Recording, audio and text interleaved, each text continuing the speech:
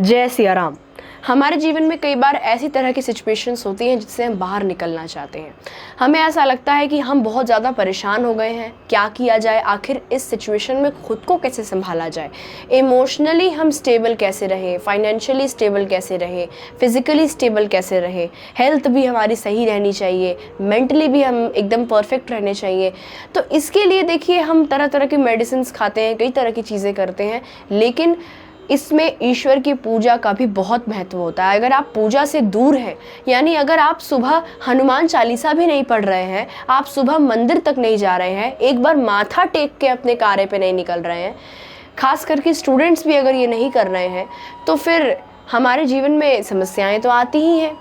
और जो व्यक्ति पूजा पाठ करता है और फिर अपने कार्य पे निकलता है, तो उसके जीवन में जो समस्या आती है वो उसे तुरंत संभाल लेता है, तुरंत हैंडल कर लेता है। और क्योंकि ये मेरा स्वयं का अनुभव है, मैं भी सुबह स्कूल जाती हूँ, लेकिन स्कूल जाने से पहले मैं रोज़ मंदिर में भगवान शिव पर जल अर्पित करके और हनुमान चालीसा पढ़ के ही स्कूल जाती हूँ। और ये वाकई में एक बहुत पॉजिटिविटी हमें महसूस होती है। तो आज मैं आपको बताने वाली हूँ एक हनुमान जी की रात्रि पूजन के बारे में। और ये रात्रि पूजन भी मैंने स्वयं किया है और इसका रिजल्ट वाकई में बहुत अद्भुत है। यानी अगर आपके जीवन में आपको जो कुछ भी चाहिए वो आपको इस रात्रि पूजन से मिल जाएगा। तो इस रात्रि पूजन के लिए कुछ भी नहीं करना, ये बहुत सरल है। और ये सिर्फ आपको उपाय भर ही नहीं करना, ये एक 2 पल की शांति भी होती है ईश्वर के साथ। आप पूरे दिन थके हारे, टेंशन में, स्ट्रेस में घूम फिर कर आए हैं, काम करके आए हैं, बहुत ज़्यादा थके हुए हैं, तो 2 मिनट रात्रि में ईश्वर के साथ वो 2 पल बिताए हुए बहुत अच्छा लगता है, बहुत अच्छा महसूस करते हैं हम। इसके लिए आप ऑफिस से आए हों, स्कूल से आए हों, कहीं से भी आए हों, रात का टाइम है, खाना पीना कर लीजिए, फिर पैर हाथ धो के ईश्वर के सामने बैठिए। आपका जो भी मंदिर है जहाँ आपने हनुमान जी की प्रतिमा रखी है, जो कुछ भी, उसके सामने आप बैठ जाइए, आप घी के दीपक जलाइए। और जैसा कि मैं अपने अनुभव से ही बता रही हूँ कि आप हनुमान चालीसा का पाठ करिए।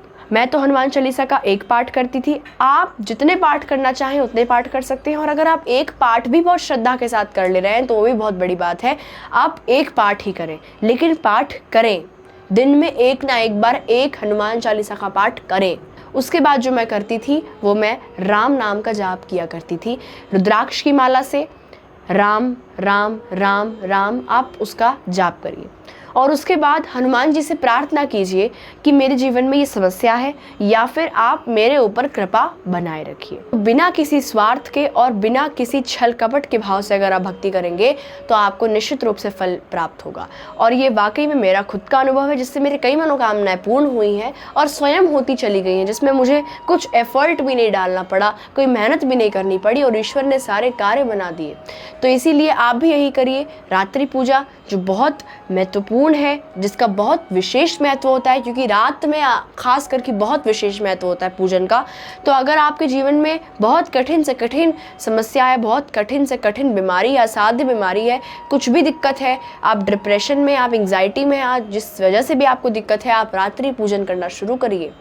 और आप खुद आकर कमेंट सेक्शन में लिखेंगे, 11-12 दिनों के अंदर ही आपको रिजल्ट दिख जाएंगे।